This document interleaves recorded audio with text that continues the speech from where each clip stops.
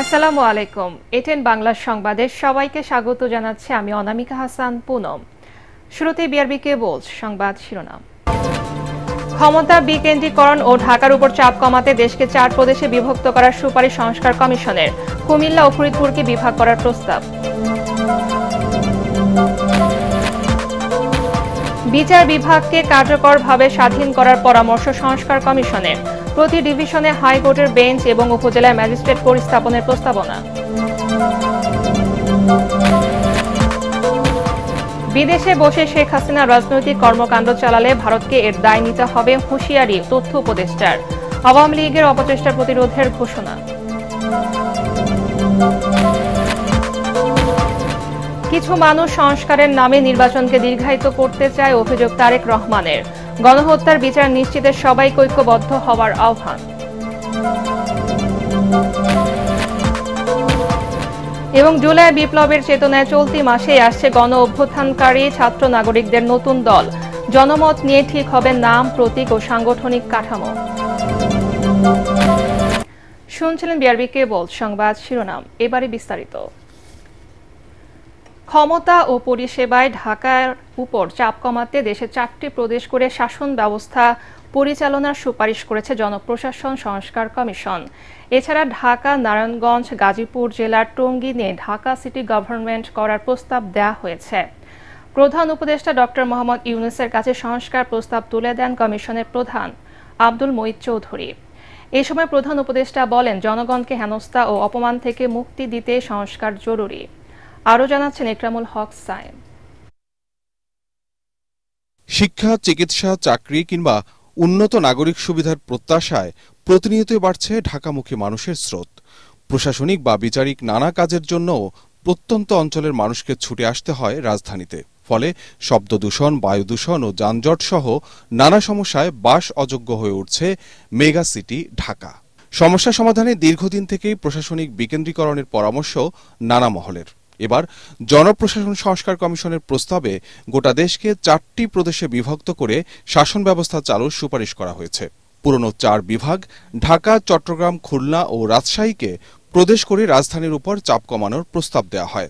প্রাদেশিক শাসন ব্যবস্থা চালু করার একটা প্রস্তাব করেছি সরকার। এটা বিবেচনা করে যদি আমরা মনে করি যে আমাদের লোক সংখ্যার কারণে এই সেন্ট্রাল অ্যাডমিনিস্ট্রেশন এটা নট ভেরি এফেক্টিভ, তো যদি 4টা প্রভিন্স করা যায় তাহলে আমাদের ধারণা যে একদিকে যেমন এই সমস্যাগুলো যাবে, আরেকটা হলো রাজনৈতিক দিক থেকেও এর একটা প্রভাব আসবে। কারণ ওয়ান সেন্ট্রাল গভর্নমেন্ট কেউ একবার বসে গেলে সে he or she can control the entire country, influence.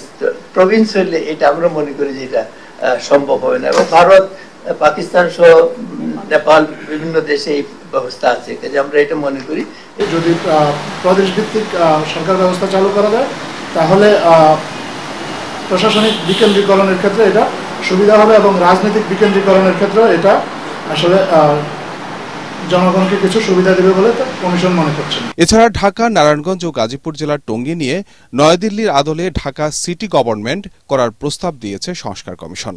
Comilla ও ফরিদপুরকে বিভাগ ও জেলা পরিষদ ব্যবস্থা বাতিলেরও সুপারিশ করা হয়েছে। মন্ত্রণালয় এবং অধিদপ্তরের সংখ্যা এই মুহূর্তে আমাদের 43টা মন্ত্রণালয় এবং 61টা অধিদপ্তর আছে সরকার পর্যায়ে, এবং এটাকে কমিয়ে 25 এবং 44-এ করার সুপারিশ করা হয়েছে। রাষ্ট্রীয় অতিথি ভবন যমুনায় বুধবার দুপুরে প্রধান উপদেষ্টা ডক্টর মোহাম্মদ ইউনূসের কাছে প্রতিবেদন জমা দেন জনপ্রশাসন সংস্কার কমিশনের প্রধান আব্দুল মঈদ চৌধুরী। সংস্কার প্রস্তাবে জেলা প্রশাসকের পদকে জেলা ম্যাজিস্ট্রেট ও জেলা কমিশনার এবং উপজেলা নির্বাহী কর্মকর্তার পদের নাম পরিবর্তন করে উপজেলা কমিশনার করার সুপারিশ করা হয়। জেলা প্রশাসকদের পদমর্যাদা নিয়ে, পদবি নিয়ে বেসিক্যালি অনেকের মধ্যে কোশ্চেন আছে, যেহেতু তারা সরকারি চাকরি করেন ওনাদেরকে ঠিক প্রশাসক হিসেবে অনেকে দেখতে পছন্দ করেন না। এই জন্য জেলা প্রশাসকদের পদবিটাকে সংশোধন করে জেলা ম্যাজিস্ট্রেট এবং জেলা কমিশনার নামকরণ করার সুপারিশ করা হয়েছে। এছাড়া ভূমি রেজিস্ট্রেশন আইন মন্ত্রণালয় থেকে সরিয়ে ভূমি মন্ত্রণালয় এবং সরকারি কর্মকর্তাদের বাধ্যতামূলক অবসর 25 বছর থেকে কমিয়ে 15 বছর করার প্রস্তাব দিয়েছে কমিশন। ইকরামুল হক সায়েম, এটিএন বাংলা, ঢাকা। এদিকে বিচার বিভাগকে কার্যকরভাবে স্বাধীন করার সুপারিশ করেছে সংস্কার কমিশন। এজন্য প্রতি বিভাগে হাইকোর্টের স্থায়ী বেঞ্চ, উপজেলা ম্যাজিস্ট্রেট কোর্ট স্থাপন ও স্থায়ী অ্যাটর্নি সার্ভিস চালু করার প্রস্তাব করা হয়েছে। প্রধান উপদেষ্টার কাছে প্রতিবেদন জমা দেওয়ার পর এসব জানান কমিশনের সদস্য বিচারপতি ইমদাদুল হক। পরে ব্রিফিংয়ে প্রধান উপদেষ্টার প্রেস সচিব শফিকুল আলম বলেন, সংস্কার প্রস্তাবগুলোর বিষয়ে রাজনৈতিক দলগুলোর ঐক্যমতের ভিত্তিতে জুলাই চার্টার প্রকাশ করা হবে। আরও জানাচ্ছেন ইয়াসিন রানা। কমিশন গঠনের 4 মাস পর 352 পৃষ্ঠার প্রতিবেদন জমা দিল বিচার বিভাগ সংস্কার কমিশনের চেয়ারম্যান বিচারপতি শাহ আবু নাইম মমিনুর রহমান।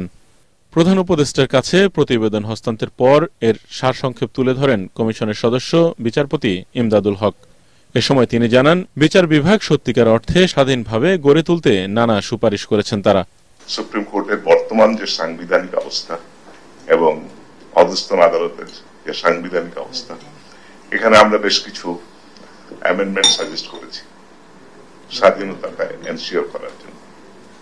তারপরে নিরপেক্ষতা এনশিওর করার জন্য আমরা বেশ কিছু প্রপোজাল দিয়েছি, যে যাতে স্বচ্ছভাবে, দক্ষতার সাথে এবং আনকোয়েশ্চেনেবল ওয়েতে আমাদের বিচার বিভাগ এবং বিচার বিভাগ সংশ্লিষ্ট যারা আমাদেরকে সহায়ক গোষ্ঠী আছে তারা কাজ করতে পারে। প্রতি বিভাগে হাইকোর্টের স্থায়ী বেঞ্চ প্রতিস্থাপন ও উপজেলা পর্যায়ে ম্যাজিস্ট্রেট কোর্ট স্থাপন সহ আরো অনেক প্রস্তাবনা রয়েছে সংস্কার প্রতিবেদনে। হাইকোর্ট ডিভিশনের স্থায়ী বেঞ্চ গঠন করতে হবে প্রত্যেকটা বিভাগীয় সদরে, এবং এটার জন্য কনস্টিটিউশন অ্যামেন্ডমেন্ট প্রয়োজন। আর ডিস্ট্রিক্ট কোর্টকে আর একটু সম্প্রসারিত করতে হবে, সেটা উপজেলা পর্যায়ে আমরা সাজেস্ট করেছি। স্থায়ী অ্যাটর্নি সার্ভিস প্রতিষ্ঠা করা হোক, যাতে করে উইদাউট এন ইনফ্লুয়েন্স এই অ্যাটর্নি সার্ভিসের মেম্বার তারা কেসটা কোর্টে প্রেজেন্ট করতে পারে। পরে ব্রিফিংয়ে প্রধান উপদেষ্টার প্রেস সচিব শফিকুল আলম বলেন, মামলার তদন্তে পুলিশের বাইরে আলাদা সংস্থা গঠনের সুপারিশ এসেছে। সংস্কারের সব প্রস্তাবনা চূড়ান্ত হবার পর রাজনৈতিক দলগুলো জুলাই চার্টারে সই করবে। ওনারা 5000 রিফর্মের কথা বলেছেন, তার মধ্যে 2000-এর ব্যাপারে সবাই ঐক্যমতে আসছেন। এই ঐক্যমত যেটা হবে, কনসেনসাসে যেটা রিচ হবে, সেটাই সবাই সাইন করবেন পলিটিক্যাল পার্টিগুলো, এবং সাইন করার পরে যেটা দাঁড়াবে সেটাই হবে জুলাই চার্টার। এই জুলাই চার্টারটারই বাস্তবায়ন এই গভর্নমেন্ট কিছু করবেন, পরবর্তী গভর্নমেন্টগুলো এসে করবেন, এবং এই বাস্তবায়নের আলোকে নির্ভর করবে ইলেকশনটা কি এই বছরের ডিসেম্বরের মধ্যে হবে নাকি আগামী বছর জুনের মধ্যে হবে। এছাড়া আদালতে আইনজীবীদের রাজনীতি এবং আইন বিষয়ে লেখাপড়ায় মেডিকেলের মতো ভর্তি পরীক্ষা চালু করার সুপারিশ করা হয়েছে বলেও জানান তিনি। ইয়াসিন রানা, এটিএন বাংলা, ঢাকা। ক্ষমতাচ্যুত সাবেক প্রধানমন্ত্রী শেখ হাসিনা বিদেশে বসে রাজনৈতিক কর্মকাণ্ড চালালে এর দায় ভারতকে নিতে হবে বলে হুঁশিয়ারি দিয়েছেন তথ্য সম্প্রচার উপদেষ্টা নাহিদ ইসলাম। রাজধানীর বাংলা একাডেমিতে এক অনুষ্ঠানে তিনি বলেন, আওয়ামী লীগের নেতাকর্মীরা নানা অপচেষ্টা চালাচ্ছে, তাদের প্রতিরোধে প্রস্তুত রয়েছে ছাত্র জনতা। মনির হোসেন তুপুর রিপোর্ট।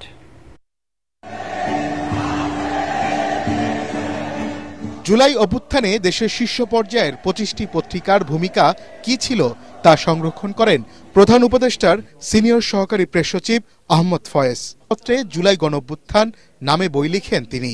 বইটির মোড়ক উন্মোচন উপলক্ষে এই অনুষ্ঠানের আয়োজন করা হয়। এ সময় বক্তারা বলেন, ছাত্র জনতার আন্দোলনের সময় ফ্যাসিবাদ আওয়ামী লীগ সরকারের নিয়ন্ত্রণে ছিল ইলেকট্রনিক মিডিয়া। আমি নিশ্চিত ছিলাম যদি ইতিহাস যদি অন্যভাবে রচিত হয়, তবে আমাদের অনেক সংবাদপত্র তাদের এই মুখ আড়াল করার চেষ্টা করবেন, লুকিয়ে ফেলবেন বাস্তবতা। অনুষ্ঠানে তথ্য ও সম্প্রচার উপদেষ্টা নাহিদ ইসলাম বলেন, বিদেশে পালিয়ে আশ্রয় নেয়া শেখ হাসিনা সেখানে বসে রাজনৈতিক বক্তব্য বা কার্যক্রম চালালে ভারতকে জবাবদিহিতা করতে হবে। ইন্ডিয়ান গভর্নমেন্টও এর আগেও বলেছি, আবারও বলবো বা বলতেছি যে তারা শেখ হাসিনাকে আশ্রয় দিচ্ছে, এটা তাদের একটা ব্যাখ্যা আছে। আমরা আমাদের জায়গা থেকে, কূটনৈতিক জায়গা থেকে, আইনি জায়গা থেকে শেখ হাসিনাকে ফেরত যাবো, কিন্তু শেখ হাসিনা সেখানে থেকে যদি রাজনৈতিক কর্মকাণ্ড করে এর দায় ভারত সরকারকে নিতে হবে। সে যদি ভারতের থেকে তার বক্তব্য প্রচার করে রাজনৈতিক মিটিং করে, তো এটার দায় অবশ্যই ভারতকে নিতে হবে এবং ভারত সরকারের কাছে আমরা এটার জবাব দিতে চাই। ছোটখাটো বিষয়ে বিভেদ না করে তথ্যযুদ্ধে জুলাই আগস্টের গুরুত্ব তুলে ধরতে সবার প্রতি আহ্বানও জানান তিনি। মনির হোসেন তপু, এটিএন বাংলা, ঢাকা। ষড়যন্ত্রের অংশ হিসেবে কিছু মানুষ সংস্কারের কথা বলে নির্বাচনকে দীর্ঘায়িত করতে চায় বলে অভিযোগ করেছেন বিএনপির ভারপ্রাপ্ত চেয়ারম্যান তারেক রহমান। ফেনীতে আয়োজিত জনসভায় ভার্চুয়ালি বক্তব্যে তিনি কথা বলেন। গণহত্যার দায়ে পালিয়ে যাওয়া স্বৈরাচার শেখ হাসিনার বিচার নিশ্চিতে দলমত নির্বিশেষে সবাইকে ঐক্যবদ্ধ হওয়ার আহ্বান জানান তারেক রহমান। ফেনী প্রতিনিধি দিদারুল আলমকে সাথে নিয়ে রিপোর্ট করছেন মইনুল আহসান। ফেনীতে 2016 সালে আইনশৃঙ্খলা বাহিনীর ক্রসফায়ারে প্রাণ হারানো স্থানীয় যুবদল নেতা মাসুদের পরিবারকে দলের পক্ষ থেকে সহায়তা হিসেবে নতুন বাড়ি উপহার দেন বিএনপির ভারপ্রাপ্ত চেয়ারম্যান তারেক রহমান। সোনাগাজীর সাবের পাইলট হাই স্কুল মাঠে আয়োজিত সমাবেশে জুলাই অভ্যুত্থানের শহীদ পরিবারকেও আর্থিক সহায়তা তুলে দেয়া হয়। কেন্দ্রীয় ও স্থানীয় নেতাদের পর বক্তব্য রাখতে গিয়ে তারেক রহমান বলেন, পতিত স্বৈরাচার শেখ হাসিনার বিচারের প্রশ্নে কোনো ছাড় দেয়া হবে না। তাদের যে নেত্রী 5ই আগস্ট পালিয়ে গিয়েছে, তার যদি বিচার না হয় তাহলে যারা এত বছর ধরে গুম করেছে, যারা এত বছর ধরে খুন করেছে, যারা হাজারো লক্ষ মানুষকে জখম করেছে, তারা ভবিষ্যতে উৎসাহিত হবে। আজকে আমাদের সকলকে ঐক্যবদ্ধ হয়ে দল মত নির্বিশেষে একটি জায়গায় ঐক্যবদ্ধ থাকতে হবে।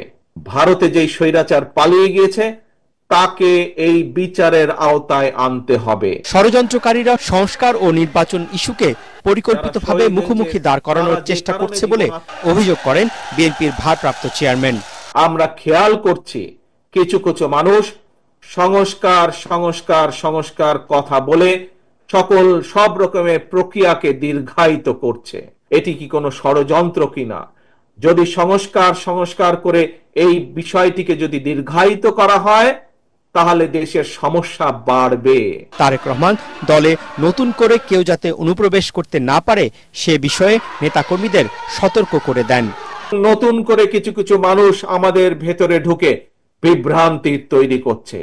তারা সমাজে এমন কিছু কাজ করার চেষ্টা করছে যেখান থেকে সাধারণ মানুষ বিভ্রান্ত হতে হবে।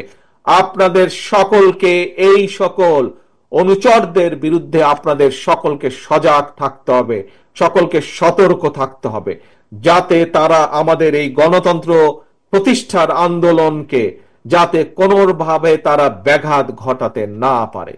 ফেনীর সাথে তার পরিবারের নারীর সম্পর্কের কথা তুলে ধরে তারেক রহমান বলেন, এ মাটির মেয়ে বেগম খালেদা জিয়া গণতন্ত্র প্রতিষ্ঠার আন্দোলন আর বাংলাদেশকে এগিয়ে নিতে আপোষহীন সংগ্রাম করে যাচ্ছেন। মইনুল আহসান, এটিএন বাংলা। গণহত্যার দায়ে এখনো আওয়ামী লীগের বিচার ও তাদের রাজনীতি নিষিদ্ধ না করায় অন্তর্বর্তী সরকারের ভূমিকা নিয়ে জনমনে প্রশ্ন দেখা দিয়েছে বলে দাবি করেছেন বিএনপির স্থায়ী কমিটির সদস্য সালাউদ্দিন আহমেদ। জাতীয় প্রেস ক্লাবে আলোচনা সভায় তিনি আরও বলেন, শুধু আইনশৃঙ্খলা বাহিনী দিয়ে আওয়ামী লীগকে বেশি দিন ঠেকিয়ে রাখা যাবে না। ক্ষোভ জানিয়ে বিএনপির এই নেতা বলেন, পতিত স্বৈরাচারের দোসররা এখনও সরকারের গুরুত্বপূর্ণ পদে বসে আছেন এবং তাদের সহায়তায় গণহত্যার দায়ে গ্রেফতার অনেকেই জামিনে ছাড়া পেয়ে যাচ্ছেন। পতিত স্বৈরাচার যাতে আর ফিরে না আসে এজন্য রাজনৈতিক দলগুলোকে সচেতন থাকার আহ্বান জানান।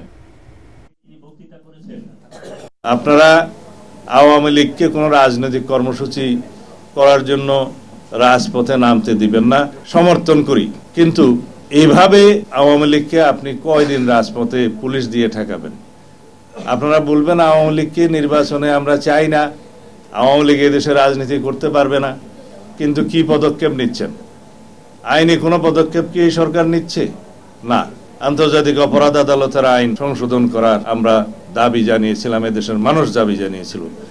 এই সরকার অধ্যাদেশ এবং আইন সংশোধনের জন্য পদক্ষেপ নিয়েছিলেন, হঠাৎ করে তারা ক্যাবিনেট মিটিং এ সিদ্ধান্ত নিলেন এটা করা যাবে না। কেন? আওয়ামী লীগের একদিকে আপনারা চাইবেন রাজনীতিতে নিষিদ্ধ হোক, আবার তাদের বিচার করবেন না, আবার পুলিশ দিয়ে তাদের রাজনৈতিক কর্মসূচি আপনারা বাধা দিবেন। এত স্ববিরোধিতা ঠিক নয়।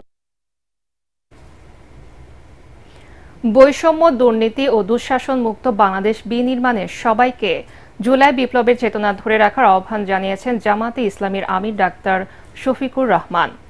জুলাই গণ অভ্যুত্থানের শহীদদের নিয়ে দ্বিতীয় স্বাধীনতার শহীদ যারা শীর্ষক বইয়ের মোড়ক উন্মোচন অনুষ্ঠানে তিনি কথা বলেন। এ সময় জুলাই গণহত্যার বিচার শুরু না হওয়ায় ক্ষোভ জানান বিভিন্ন রাজনৈতিক দলের নেতারা। খায়রুল ইসলামের রিপোর্ট। জুলাই গণঅভ্যুত্থানের শহীদদের পরিবারের সদস্যদের সাথে নিয়ে জাতীয় প্রেস ক্লাবে এই বইয়ের মোড়ক উন্মোচন করেন জামায়াতে ইসলামের আমির ডাক্তার শফিকুর রহমান। এতে অংশ নেন বিভিন্ন ধর্মীয় ও রাজনৈতিক সংগঠনের নেতৃবৃন্দ সহ জামাত ও ছাত্র শিবিরের কর্মীরা। এ সময় অনতিবিলম্বে জুলাই গণহত্যার দায়ে পতিত স্বৈরাচার আওয়ামী লীগের দ্রুত বিচার দাবি করেন বিভিন্ন রাজনৈতিক দলের নেতারা। ফ্যাসিবাদ যেন বাংলাদেশে কোনোভাবে প্রবেশ করতে না পারে, মাথা তুলে দাঁড়াতে না পারে, সকল রাজনৈতিক দলকে স্পষ্ট বার্তা দিতে চাই, যাদের কাঁধে ভর করে অথবা যাদের কথায় আশকারা পেয়ে আওয়ামী লীগ এবং তার দোসররা বাংলাদেশের রাজনীতিতে পুনর্বাসিত হওয়ার চেষ্টা করবে, তাদেরকে আমরা রুখে দাঁড়াবো ইনশাআল্লাহ। মোড়ক উন্মোচন শেষে জামায়াতের আমির ডাক্তার শফিকুর রহমান বলেন, জুলাই বিপ্লবের চেতনা সবাইকে ধরে রাখতে হবে। যারা জীবন দিয়েছে তাদের দিকে তাকাইয়া বিপ্লবের সাথে অসঙ্গতিপূর্ণ এমন কোন অপকর্ম মেহেরবানি কেউ করবেন না। যদি করেন শহীদদের আত্মা কষ্ট পাবে, তাদের রক্তের অপমান করা হবে। আর জীবিত শহীদ যারা পঙ্গু হয়ে আছে তারা ভীষণ কষ্ট পাবে, তারা অভিশাপ, তারা মজলুম দেশবাসী অভিশাপ দেবে। সুতরাং সকল অংশীজনের কাছে আমি বিনীতভাবে অনুরোধ জানাবো, এমন কোনো কাজে আমরা জড়াবো না যে কাজ করলে সকলের অভিশাপ আমাদের উপরে পড়ে। নতুন মোড়ক উন্মোচন হওয়া 10 খণ্ডের এই শহীদ স্মারকটি জাতীয় দলিল হিসেবে থেকে যাবে বলেও মন্তব্য করেন জামাতের এই শীর্ষ নেতা। খায়রুল ইসলাম, এটিএন বাংলা, ঢাকা। জুলাই বিপ্লবের চেতনায় চলতি মাসে আত্মপ্রকাশ হচ্ছে গণ অভ্যুত্থানে নেতৃত্ব দানকারী ছাত্র নাগরিকদের নতুন রাজনৈতিক দল। সারা দেশে শুরু হচ্ছে জনমত সংগ্রহ। 2 লাখ মানুষের মতামত নিয়ে তৈরি করা হবে নতুন দলের নাম, প্রতীক ও সাংগঠনিক কাঠামো।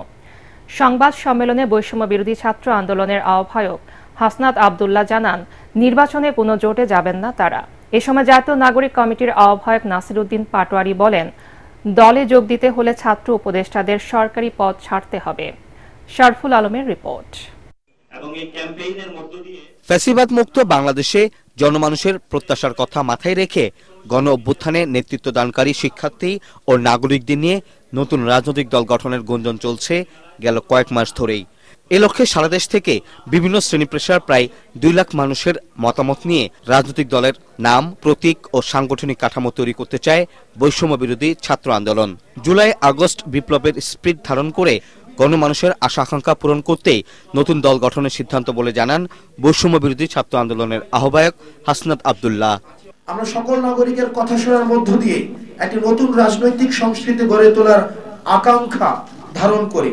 আমাদের মূল লক্ষ্য হচ্ছে অন্তত 1 লক্ষেরও বেশি মতামত সংগ্রহ করা, নতুন দলের জন্য নাম এবং প্রতীক প্রস্তাব দেওয়ার জন্য জনগণকে আমন্ত্রণ জানানো হয়েছে আমাদের এই কর্মসূচিতে। বাংলাদেশের রাজনৈতিক ইতিহাসে এটি একটি অনন্য উদ্যোগ, যেখানে এত ব্যাপক আকারে জনমত সংগ্রহ করা হচ্ছে এটি রাজনৈতিক দল গঠন করার জন্য। বৈষম্য বিরোধী ছাত্র আন্দোলন ও জাতীয় নাগরিক কমিটির যৌথ উদ্যোগে নতুন রাজনৈতিক দল গঠনের জন্য অনলাইন ও অফলাইনে ক্যাম্পেইন শুরু হচ্ছে। দেশব্যাপী ক্যাম্পেইনের মাধ্যমে দল গঠনে জনমানুষের প্রত্যাশা জানতে চাওয়া হবে বলে জানানো হয় সংবাদ সম্মেলনে। দল হলেও কোনো জোটে যাবে না উল্লেখ করে তারা বলেন, সরকারের থেকে কোনো রাজনৈতিক দলে যুক্ত হওয়ার সুযোগ নেই। রাজনীতিতে আসতে হলে সরকারি পদ ছাড়তে হবে উপদেষ্টাদের। 53 বছরে আমাদের যে রাজনৈতিক দলগুলোর সংস্কৃতি রয়েছে, সেই সংস্কৃতির জায়গা থেকে তারা ব্যর্থ হচ্ছে।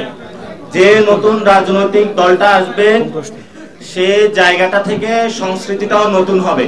তা আমরা প্রথমেই কোনো অ্যালায়েন্স এমন করব না যে আমাদের কোনো সংস্কৃতি নষ্ট হয়ে যায়। আমরা আমাদের যে অফলাইনও 1 লক্ষ লোকের কাছে যাব, আমরা অনলাইনও 1 লক্ষ লোকের কাছে আমরা আমাদের টার্গেট বা লক্ষ্যমাত্রা আছে। রাজনৈতিক দল কোনো সরকারের সাথে কোনো এটা সম্পর্কিত নাই। উপদেষ্টা থেকে দলে অংশগ্রহণের সুযোগ থাকবে না। যদি দলে অংশগ্রহণ করতে হয় অবশ্যই উপদেষ্টার পদটা তাকে ছাড়তে হবে। সাংবাদিকদের প্রশ্নের জবাবে হাসনাত আব্দুল্লাহ বলেন, 5 আগস্টের পর বাংলাদেশ থেকে শেখ হাসিনা ও ছাত্রলীগের অধ্যায় শেষ। হাসিনাকে বাংলাদেশে পুনর্বাসন করতে দেওয়া হবে না বলেও জানান তিনি। গণমাধ্যমে শেখ হাসিনার বক্তব্য প্রচার না করারও আহ্বান তাদের। ছাত্রলীগ এবং হাসিনা এটার close chapter. Sharful Alam, ATN Bangla, Dhaka. আন্দোলনের নামে সড়ক ও রেলপথ অবরোধের কারণে জনদুর্ভোগে অতিষ্ঠ দেশবাসী। সম্প্রতি থানা ও কারাগারে হামলার মতো ঘটনাও ঘটেছে। তবে এসব কিছুই সরকারের নজরে রয়েছে এবং ব্যবস্থা নেওয়া হচ্ছে বলে জানালেন স্বরাষ্ট্র উপদেষ্টা জাহাঙ্গীর আলম চৌধুরী। এদিকে আন্তর্জাতিক অপরাধ ট্রাইব্যুনালে হওয়া মামলার পলাতক আসামিদের ধরতে ইন্টারপোলকে রেড নোটিশ জারির অনুরোধ করা হয়েছে বলে জানান আইজিপি বাহারুল আলম। জিএম তসলিমের রিপোর্ট। রাজধানীর উত্তরা পশ্চিম থানায় মঙ্গলবার রাতে হামলার ঘটনায় একাধিক পুলিশ সদস্য আহত হন। একই সময় গাজীপুরের কাশিমপুর কারাগারেও ঘটে হামলার ঘটনা। এর আগে গত মাসেও হামলার ঘটনা ঘটে রাজধানীর বনানী থানায়। এমনকি রাজধানীর নিউ মার্কেট থানায় আসামি ছিনিয়ে নেওয়ার চেষ্টা করা হয় গত মাসেই। আর প্রকাশ্যে দেশীয় অস্ত্রের মহড়াসহ ছিনতাই, দস্যুতা এখন নিয়মিত ঘটনা হয়ে দাঁড়িয়েছে রাজধানী সহ সারা দেশেই। আমাদেরও কিন্তু একটা ধৈর্যের সীমা থাকা দরকার। আমাদের কিন্তু ধৈর্যের সীমা কিন্তু শেষ করে দিচ্ছে তারা। তারপরে ধরেন আমরা যদি আবার কোনো সময় অ্যাকশনে যাই, সেই সময় আবার আপনারা বলেন পুলিশ এই আগের পুলিশের মতোই হয়ে গেছে। এই ক্ষেত্রে আপনারা তাদের একটু বলা দরকার যে তারা যে কারণে অকারণে করতেছে, তারা এটা রাস্তাঘাট ব্লক না করে তাদের স্কুলের মাঠ আছে, কলেজের মাঠ আছে, ওখানে তারা বলতে পারে, বাট জনগণের দুর্ভোগ সৃষ্টি করে যেন না করে এটা করবেন। আইন শৃঙ্খলার এমন পরিস্থিতিতে সরকারের পদক্ষেপ নিয়ে কথা বললেন স্বরাষ্ট্র উপদেষ্টা। উত্তরায় থানা এরকম দুই একটা তো ঘটনা ঘটবে, যে ঘটবে না তা না, বাট এটার ক্ষেত্রে আপনারা দেখতে হবে আমরা এটার ক্ষেত্রে অ্যাকশন নিচ্ছি কিনা। উত্তরা যে ঘটনাটা ঘটছে আমরা দুইজনও আজকেও আলাপ করছি, এটা কেন হচ্ছে এবং এটা আমরা একটা ইনভেস্টিগেশন করে যারা এটার জন্য দায়ী তাদের ক্ষেত্রে আমরা আইনানুগ ব্যবস্থা নিই। আর কারাগারের ক্ষেত্রে একই। রাজধানীর গুলশানে নৌ পুলিশের সদর দফতরে একই অনুষ্ঠানে যোগদান শেষে আইজিপি জানান, জুলাই আগস্টে অভ্যুত্থানের পলাতক আসামিদের ধরতে ইন্টারপোলের মাধ্যমে রেড নোটিশ জারির অনুরোধ করেছে সরকার, যা প্রক্রিয়াধীন রয়েছে জানিয়ে আইজিপি বলেন, রেড নোটিশ ইস্যু হলে সংশ্লিষ্ট দেশের পুলিশেই আসামিদের গ্রেফতার করবে। কিছু আসামির ব্যাপারে আমরা ইন্টারপোলের মাধ্যমে রেড নোটিশের অনুরোধ জানিয়েছি, তারা এটা প্রসেস করছেন এবং আমার বিশ্বাস অচিরেই আমরা রেড নোটিশগুলো ইস্যু হবে। রেড নোটিশগুলো ইস্যু হলে তখন ওই হোস্ট কান্ট্রি পুলিশের একটা নৈতিক দায়ভার আসবে তাদেরকে অ্যারেস্ট করার আর কি। বর্তমানে দেশের আইন শৃঙ্খলা পরিস্থিতির সার্বিক অবস্থার বিষয়ে জানতে চাইলে অনেকটা এড়িয়ে যান স্বরাষ্ট্র উপদেষ্টা। আমরা কতটুকু অর্জন করতে পারিছি এটা জনগণ বলতে পারবে, আমরা তো বলতে পারবো, কিন্তু আপনারা হয়তো সাংবাদিকরা আরো ভালো বলতে পারবেন আমরা কি পরিস্থিতিতে দায়িত্ব নিছি, ওই থেকে এখন পরিস্থিতি কি রকম। GM Taslim, ATN Bangla, Dhaka. 3 দশক আগে পাবনার ঈশ্বরদী রেল স্টেশনে শেখ হাসিনাকে হত্যা চেষ্টা মামলায় হাইকোর্টের রায়ের পর সাংবাদিকদের উপর হামলা চালিয়েছে ঈশ্বরদী থেকে আসা বিএনপির কিছু নেতাকর্মী। এতে গুরুতর আহত হন এটিএন নিউজের সিনিয়র রিপোর্টার জাবেদ আক্তার। তাকে ঢাকা মেডিকেল কলেজ হাসপাতালে ভর্তি করা হয়েছে। হামলার সময় বৈশাখী টেলিভিশনের মাইক্রোফোন ভাঙচুর সহ মারধর করা হয় আরও কয়েকজন সাংবাদিককে। শেখ হাসিনাকে হত্যা চেষ্টা মামলায় মৃত্যুদণ্ডপ্রাপ্ত 9 আসামি সহ সব আসামিকে খালাসের রায় ঘোষণার পর হাইকোর্টের অ্যানেক্স ভবনের সামনে এই ঘটনা ঘটে। এই মামলায় আসামি পক্ষের আইনজীবীদের ব্রিফিংয়ের জন্য অপেক্ষারত সাংবাদিকদের পেশাগত কাজে বাধা দেয় বিএনপি নেতাকর্মীরা। এর প্রতিবাদ করলে চেয়ারপারসনের উপদেষ্টা হাবিবুর রহমান হাবিবের উপস্থিতিতে শতাধিক কর্মী সাংবাদিকদের উপর হামলা চালায়। এতে তাৎক্ষণিক ব্রিফিং বর্জনের পাশাপাশি অ্যানেক্স চত্বরে প্রতিবাদ জানিয়ে জড়িতদের দৃষ্টান্তমূলক শাস্তির দাবি জানান সাংবাদিকরা।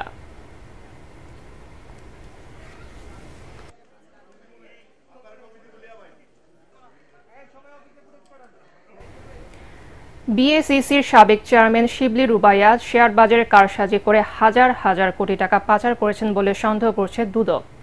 তাকে গ্রেফতারের পর জিজ্ঞাসাবাদ করছেন তদন্ত কর্মকর্তারা। এছাড়া অবৈধ সম্পদের অভিযোগে ম্যাক্স গ্রুপের চেয়ারম্যান মোহাম্মদ আলমগীরকেও গ্রেফতার করেছে দুদক। আর ক্ষমতার অপব্যবহারের অভিযোগে মামলা হয়েছে সাবেক শ্রম প্রতিমন্ত্রী মুন্নুজান সুফিয়ানের বিরুদ্ধে। রিপোর্টে জানাচ্ছেন মাহবুব কবির চপল। ক্যামেরা দেখে মুখ লুকানোর চেষ্টা করেন দুদকের হাতে গ্রেফতার শিবলি রুবায়াতুল ইসলাম, যার মুখের দিকে তাকিয়েছিলেন শেয়ার বাজারে হাজার হাজার বিনিয়োগকারী। 2020 সালে পুঁজিবাজার নিয়ন্ত্রক সংস্থা Bangladesh securities and exchange commission বিএসসিসির চেয়ারম্যান ছিলেন ঢাকা বিশ্ববিদ্যালয়ের অধ্যাপক শিবলি রুবায়াত। তার 4 বছর মেয়াদে শেয়ার বাজারে কেলেঙ্কারি ঘটে যায়। কারসাজি করে শেয়ারের দাম বাড়ানো কিংবা কমানোর অভিযোগ আছে তার বিরুদ্ধে। তারপরও দ্বিতীয় মেয়াদেও নিয়োগ পান তিনি। এভাবে শিবলি রুবায়াত হাজার হাজার কোটি টাকা পাচার কিংবা পাচারে সহায়তা করেছেন বলে সন্দেহ করছে দুদক। শিবলি রুবায়াতুল ইসলাম, সাবেক chairman Bangladesh security and exchange commission সহ 6 জনের বিরুদ্ধে 3,61,00,000 US ডলার বাংলাদেশে আনয়ন করে তা থেকে 1,84,28,820 টাকা নিজে গ্রহণ করে এবং প্রেরক ও তার সহযোগীকে তাদের অবৈধ অর্থ ব্যাংকিং চ্যানেলে দেশে আনার ব্যবস্থা করার অপরাধে শিবলি রুবায়াতুল ইসলামকেও গ্রেফতার করা হয়েছে। এদিন বিদেশে পালিয়ে যাবার সময় দুদকের হাতে গ্রেফতার হন ম্যাক্স গ্রুপের চেয়ারম্যান ইঞ্জিনিয়ার গোলাম মোহাম্মদ আলমগীর। গোলাম মোহাম্মদ আলমগীর চেয়ারম্যান ম্যাক্স গ্রুপের বিরুদ্ধে 27,86,00,000 টাকারও বেশি গাতোয়ায় বহির্ভূত সম্পদ অর্জনের অভিযোগে একটা মামলা রুজু করা হয়েছিল। সেই মামলা সংক্রান্তে ইঞ্জিনিয়ার গোলাম মোহাম্মদ আলমগীর চেয়ারম্যান ম্যাক্স গ্রুপকে গ্রেফতার করা হয়েছে। এদিকে সাবেক শ্রম ও কর্মসংস্থান প্রতিমন্ত্রী মুন্নুজান সুফিয়ানের বিরুদ্ধে ক্ষমতার অপব্যবহারের অভিযোগে মামলা করেছে দুদক। ডিপিসির পদোন্নতির জন্য সুপারিশকৃত যোগ্য প্রার্থী জনাব জুবেদা খাতুনকে বাদ দিয়ে ক্ষমতার অপব্যবহারের মাধ্যমে পদোন্নতি প্রদান করায় জনাব মুন্নুজান সুফিয়ান এবং জনাব আব্দুল্লাহ আল সাকিব মুবারক উপমহাপরিদর্শক চট্টগ্রামের বিরুদ্ধে দুর্নীতি প্রতিরোধ আইন 1947 এবং দণ্ডবিধির সংশ্লিষ্ট ধারায় আরও একটি মামলা রুজুর সিদ্ধান্ত গৃহীত হয়েছে। এছাড়াও দুর্নীতির অভিযোগে বিমান বাহিনীর সাবেক প্রধান শেখ আব্দুল হান্নানের বিরুদ্ধে অনুসন্ধান শুরু করেছে দুর্নীতি দমন কমিশন। এয়ার চিফ মার্শাল অবসরপ্রাপ্ত শেখ আব্দুল হান্নান। মাহবুব কবির চপল, এটিএন বাংলা, ঢাকা। লাখো মুসল্লির অংশগ্রহণে আখেরি মোনাজাতের মধ্য দিয়ে শেষ হল বিশ্ব ইজতেমার প্রথম পর্বের দ্বিতীয় ধাপ। মোনাজাতে অংশ নিতে আগে থেকে ইজতেমা ময়দানে অবস্থান নেয়া 22 জেলার মুসল্লিদের সাথে যোগ দেন ঢাকার আশপাশের বাসিন্দারা। ময়দানে জায়গা না পেয়ে অনেকেই বসে যান সড়কে। সবার চাওয়া ইহকালের শান্তি ও পরকালে মুক্তি। মিজান শাহজাহানের রিপোর্ট। মাওলানা জুবাইরের অনুসারী তথা সুরে নিজামের অংশগ্রহণে দ্বিতীয় দফার আখেরি মোনাজাত।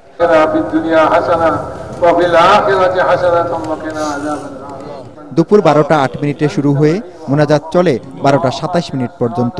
19 মিনিটের মোনাজাত পরিচালনা করেন তাবলিগ জামায়াতের শীর্ষ মুরব্বী মাওলানা জুবাইর আহমেদ। মুনাজাতে অংশ নেয়া লাখো মুসল্লির চোখের পানি আর কান্নায় অন্যরকম পরিবেশ সৃষ্টি হয় ইজতেমা ময়দানে। লাখ লাখ মুসল্লি দুহাত তুলে সর্বশক্তিমান মহান আল্লাহ তাআলার দরবারে মোনাজাত করছেন আর বারবার আমিন আমিন ধ্বনিতে মুখরিত হয়ে উঠছে এই তুরাক্তির। তাদের একটাই প্রার্থনা, হে আল্লাহ, আমাদের জীবনের সমস্ত গুনাহ তুমি মাফ করে দাও, আমরা যেন সৎ পথে চলতে পারি, মানুষের কল্যাণে নিজেদের নিবেদিত করতে পারি, সেই তৌফিক দান করো। বিশ্বের যে সমস্ত মুসলমানরা ইহুদি নাসারা খ্রিস্টানদের দ্বারা নির্যাতিত হচ্ছে তাদের তুমি রক্ষা করো। মুসল্লিরা বলেন, লাখো হাতের মধ্যে একটি হাতও যদি আল্লাহর পছন্দ হয় সেই হাতের উসিলায় দোয়া কবুল হতে পারে। আমাদের ইনশাআল্লাহ সবার আশা যে আমরা কিভাবে জান্নাত পেতে পারি।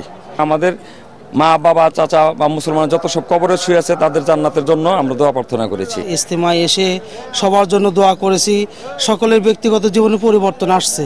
এই দফায় 22 জেলা অংশ নেয় আগের মতো চাপ ছিল না ময়দান ও সড়কে।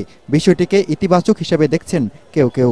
পর্বে পর্বে হলে সব স্বস্তির সাথে আমলগুলি করা যাবে। তবে বেশিরভাগ মুসল্লি বলছেন ভাগে ভাগে ইজতেমা চান না, আগের মতো এক সময়ে সবাই মিলে ইজতেমার আয়োজন চান তারা। 3টা ভাগে ভাগ হয়েছে, সেটা ভাগ না হয়ে যদি একত্রিতভাবে হতো সেটাই বিশ্বের জন্য অবশ্যই ভালো হতো। আমরা সমস্ত মুসলিম একত্রিতভাবে ইজতেমা উদযাপন করব এখানে কোনো গ্রুপিং, কোনো দলাদলি সেটা আমরা আশা করি না। আগামী 14 ফেব্রুয়ারি শুরু হবে মাওলানা সাদের অনুসারীদের অংশগ্রহণে শেষ পর্বের ইজতেমা। নিরাপত্তা ঝুঁকি নেই জানিয়ে গাজীপুর মহানগর পুলিশ কমিশনার বলেন, শান্তিপূর্ণভাবে দ্বিতীয় পর্বের ইজতেমা আয়োজনে সকল প্রস্তুতি নেওয়া হয়েছে। সাতপন্থীদের ইজতেমা করবে সেটি আমি জানি এবং তার জন্য আমরা নিরাপত্তা ব্যবস্থা নেওয়ার জন্য পুলিশ বাহিনীর চেয়ে আমি চিঠি লিখেছি। মিজান শাহজাহান, এটিএন বাংলা, টঙ্গী, গাজীপুর। সত্যায়ন ছাড়া একক ভিসা প্রদান, সিন্ডিকেট মুক্ত শ্রম বাজার ও টিকিট কারসাজির বিরুদ্ধে মানববন্ধন করেছে জনশক্তি রপ্তানিকারকদের সংগঠন বায়রা। কর্মসূচি শেষে সচিবের কাছে স্মারকলিপি দেন বায়রা সদস্যরা। এ সময় আলোচনার মাধ্যমে সমস্যার সমাধানের আশ্বাস দেন প্রবাসী কল্যাণ মন্ত্রণালয়ের সচিব রুহুল আমিন। তরিক ইসলামের রিপোর্ট। জনশক্তি রপ্তানি খাতের বিভিন্ন সমস্যা ও তার সমাধানে সকালে রাজধানীর ইস্কাটনে প্রবাসী কল্যাণ মন্ত্রণালয়ের সামনে মানববন্ধন করে রিক্রুটিং এজেন্সিদের সংগঠন বায়রা। তুলে ধরেন বিভিন্ন সমস্যার কথা। টিকেটের মূল্য আজকে সব আকাশচুম্বী। আমাদের পার্শ্ববর্তী দেশ কলকাতা থেকে 25,000 টাকা সৌদি আরবের লোক যায়, আর আমাদের থেকে 1 লক্ষ থেকে 1.5 লক্ষ টাকা টিকেটের দাম। এই ম্যানপাওয়ার জগৎকে টিকে রাখতে হলে এই এত স্টেশন বন্ধ করতে হবে, আর যদি বন্ধ না করা হয় পরবর্তীতে আমরা বৃহৎ আকারে আন্দোলনে যাব। মন্ত্রণালয়ের বিভিন্ন সিদ্ধান্তে জনশক্তি রপ্তানি হুমকির মুখে পড়বে বলেও অভিযোগ করেন সাবেক বায়রা নেতারা। আরএনজিকে গলা টিপে হত্যা করা হয়েছে। একই প্রক্রিয়াতে আন্তর্জাতিক চক্র আমাদের অসাধারণ নিয়ে আমাদের এই সেক্টরটা বন্ধ করার চেষ্টা করা হচ্ছে। বহির্বিশ্বের সাথে যে প্রতিযোগিতা করে আমাদের ম্যানপাওয়ার এক্সপোর্ট করতে হয় কিংবা মাইগ্রেশন করতে হয়, সেইটার জন্য আমাদের সহজীকরণ করা দরকার। আজকে যে ধরনের এক্সপেরিমেন্ট আমাদের সেক্টরকে নিয়ে করা হচ্ছে, এতে আমরা বিদেশে আমাদের কর্মী চাহিদা হারাচ্ছি।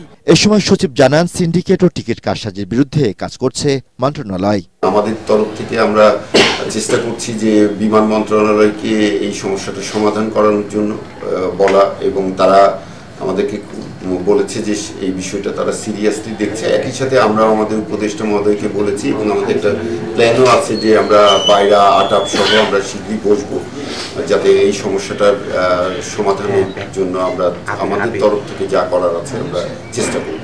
আগামী এপ্রিলের মধ্যে মালয়েশিয়াতে শ্রমিক পাঠানো সম্ভব হবে বলেও জানান সচিব রুহুল আমিন।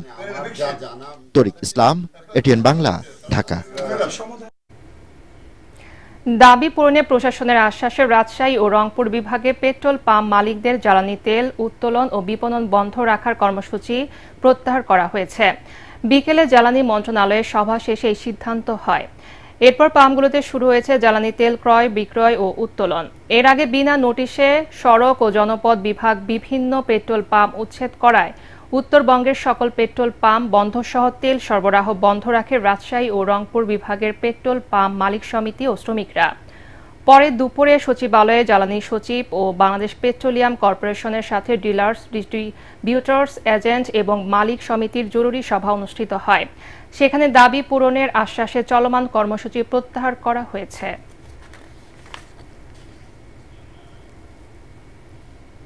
এবারে আল আরাফা ইসলামী ব্যাংক অর্থ সংবাদ।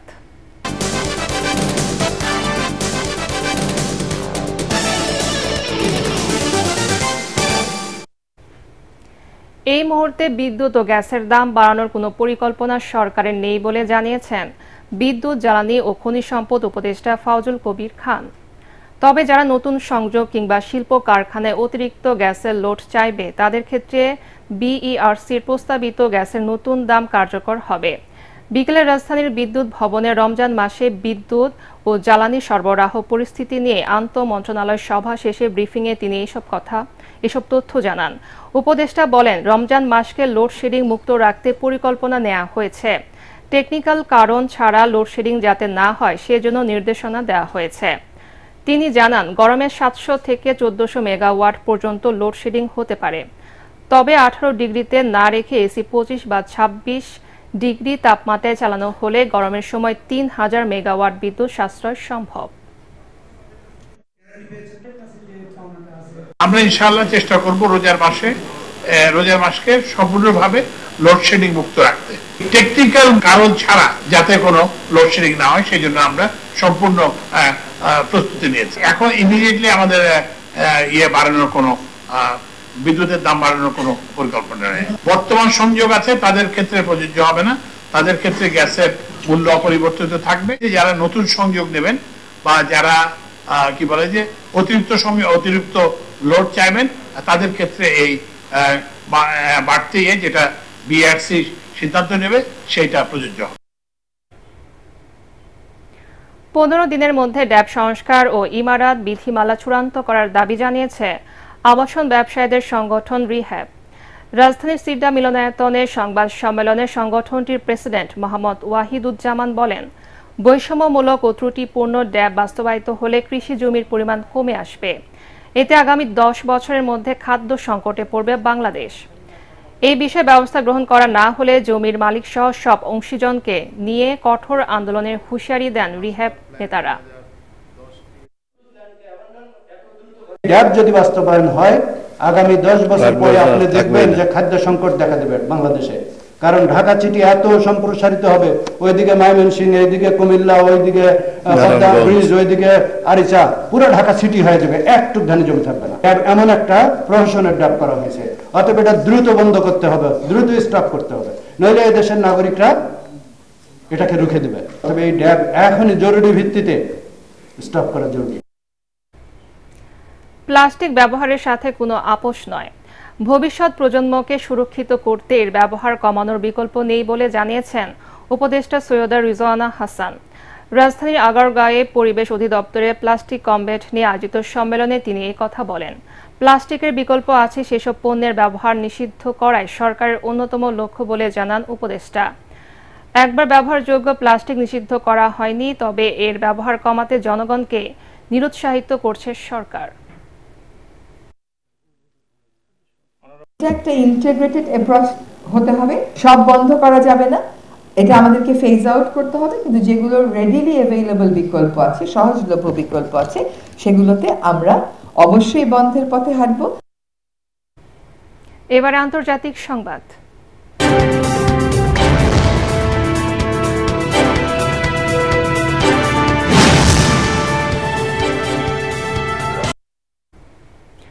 এবার জাতিসংঘের মানবাধিকার পরিষদ থেকে যুক্তরাষ্ট্রকে বের করে নেয়ার ঘোষণা দিলেন প্রেসিডেন্ট ডোনাল্ড ট্রাম্প। একই সাথে ফিলিস্তিনি শরণার্থীদের সহায়তায় কাজ করা জাতিসংঘের সংস্থা ইউএনআরডব্লিউ এর জন্য নতুন বরাদ্দ দেবে না যুক্তরাষ্ট্র। ইসরায়েলের প্রধানমন্ত্রী বেনিয়ামিন নেতানিয়াহু যুক্তরাষ্ট্র সফর করছেন।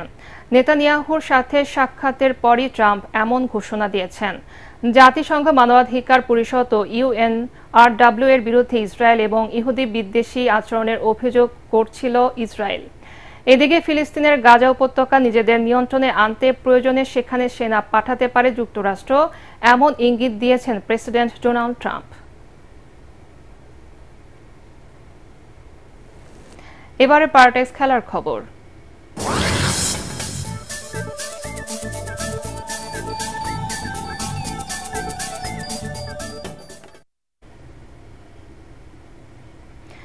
বিপিএল এর ফাইনালে ওঠার মিশনে চিটাগাং কিংসের কাছে টসে হেরে ব্যাটিং করছে খুলনা টাইগার্স। পয়েন্ট টেবিলের দ্বিতীয় স্থানে থেকে প্লে অফে জায়গা করে নেয় বন্দর নগরীর দলটি। এরপর কোয়ালিফায়ারে ফরচুন বরিশালের বিপক্ষে 9 উইকেটে হারলে শিরোপা নির্ধারণী ম্যাচে জায়গা করে নেওয়ার সুযোগ হারায় চিটাগাং কিংস। অন্যদিকে 4 নম্বর দল হিসেবে বিপিএল এর প্লে অফ নিশ্চিত করে খুলনা। রংপুর রাইডার্সকে 9 উইকেটে বিধ্বস্ত করে তারা এলিমিনেটর ম্যাচ নিশ্চিত করে। লিগ পর্বে 2 দলের 2 সাক্ষাতে একবার করে জিতেছে খুলনা ও চিটাগাং। শেষ খবর পাওয়া পর্যন্ত খুলনার সংগ্রহ 4 উইকেটে 90 রান। পক্ষ নিয়ে ভাবছে না ফরচুন বরিশাল, নিজেদের সেরাটা দেওয়ার প্রস্তুতি নিচ্ছে দল। বিপিএল এর ফাইনাল ম্যাচকে সামনে রেখে বলেন কোচ মিজানুর রহমান বাবুল। মিরপুরে অনুশীলন শেষে তিনি জানান, শুধু বিদেশি নন, তার দলের দেশি ক্রিকেটাররাও যে কোনো সময় ম্যাচ ঘুরিয়ে দেওয়ার সামর্থ্য রাখে। রিপোর্ট করছেন SM আশরাফ। 12 ম্যাচে 9 জয় আর পরাজয় 3টিতে ফরচুন বরিশাল ফাইনালে পা রেখেছে দাপুটে ক্রিকেট খেলেই। তামিম ইকবাল রান করেছেন 359, 158 স্ট্রাইক রেটে ডেভিড মালানের সংগ্রহ 315। দেশের সাথে বিদেশি ক্রিকেটার মিলেই টুর্নামেন্টের ফেভারিট হিসেবে শিরোপা নির্ধারণী ম্যাচে বর্তমান চ্যাম্পিয়নরা। কোচ বললেন আরেকটি ভালো ম্যাচ খেলতে চান তারা। প্রতিপক্ষ হিসাবে যে কেউ আসলে আমাদের খেলতে হবে, সো এইটা আমি যদি বলি একে চাই ওকে চাই, এটা একটা অন্য টিমকে ছোট করা হবে। সো আমি আমার কাছ থেকে চাই যেই আসুক আমাদের তাদেরকে বিট করেই চ্যাম্পিয়ন হইতে হবে। সো সব দুই টিমের প্রতি শুভকামনা রইল, যারা আসুক তাদের সাথে আমরা খেলবো। এ সময় তিনি জানান, কম্বিনেশনের কথা ভেবেই জাতীয় দলের অধিনায়ক নাজমুল হোসেন শান্তকে জায়গা দিতে পারছেন না তারা। শান্ত আমাদের টিমে ছিল, আমরা তাদেরকে খেলিয়েছি শুরুর দিকে, হয়তো তার রান করতে পারেনি। সো আমাদের টিমে অনেক প্লেয়ারই আছে যারা একটা ম্যাচও খেলেনি। সো আগে তো টিম দেখতে হয় যে কোন টিমটা খেললে কার এগেনস্টে খেলবে, কিভাবে খেলবে। সো এই কম্বিনেশনে হয়তো কেউ খেলতে পারছে, কেউ খেলতে পারছে না। সো বিচার্য বিষয় হলো যে টিম কোন ফরম্যাটে বা কোন টিমে গেলে টিম রেজাল্ট করবে। সো টিম আগে সেটাই চিন্তা করে। শেষ ম্যাচে তাওহিদ হৃদয়ের ফর্মে ফেরাটা দলের আত্মবিশ্বাস আরও বাড়াবে বলেই মনে করেন বরিশালের কোচ। শুক্রবার ফাইনালে মাঠে নামবে তারা। SM Ashraf, ATN Bangla, Dhaka. শেষ করার আগে বিআরবি কেবলস সংবাদ শিরোনাম আরেকবার। ক্ষমতা বিকেন্দ্রীকরণ ও ঢাকার উপর চাপ কমাতে দেশকে 4 প্রদেশে বিভক্ত করার সুপারিশ সংস্কার কমিশনের। কুমিল্লা ও ফরিদপুরকে বিভাগ করার প্রস্তাব। বিচার বিভাগকে কার্যকরভাবে স্বাধীন করার পরামর্শ সংস্কার কমিশনের। প্রতি ডিভিশনে হাইকোর্টের বেঞ্চ এবং উপজেলায় ম্যাজিস্ট্রেট পরিস্থাপনের প্রস্তাবনা। বিদেশে বসে শেখ হাসিনা রাজনৈতিক কর্মকাণ্ড চালালে ভারতকে এর দায় নিতে হবে, হুঁশিয়ারি তথ্য উপদেষ্টার। আওয়ামী লীগের অপচেষ্টা প্রতিরোধের ঘোষণা। কিছু মানুষ সংস্কারের নামে নির্বাচনকে দীর্ঘায়িত করতে চায়, অভিযোগ তারেক রহমানের। গণহত্যার বিচার নিশ্চিতে সবাইকে ঐক্যবদ্ধ হওয়ার আহ্বান। এবং জুলাই বিপ্লবের চেতনায় চলতি মাসেই আসছে গণ অভ্যুত্থানকারী ছাত্র নাগরিকদের নতুন দল। জনমত নিয়ে ঠিক হবে নাম, প্রতীক ও সাংগঠনিক কাঠামো। পরবর্তী সংবাদ দেখার আমন্ত্রণ জানিয়ে এখনকার মতো শেষ করছি। এটিএন বাংলা সংবাদ ইউটিউবে দেখতে ব্রাউজ করুন, youtube/ATN বাংলা নিউজ। ধন্যবাদ সবাইকে।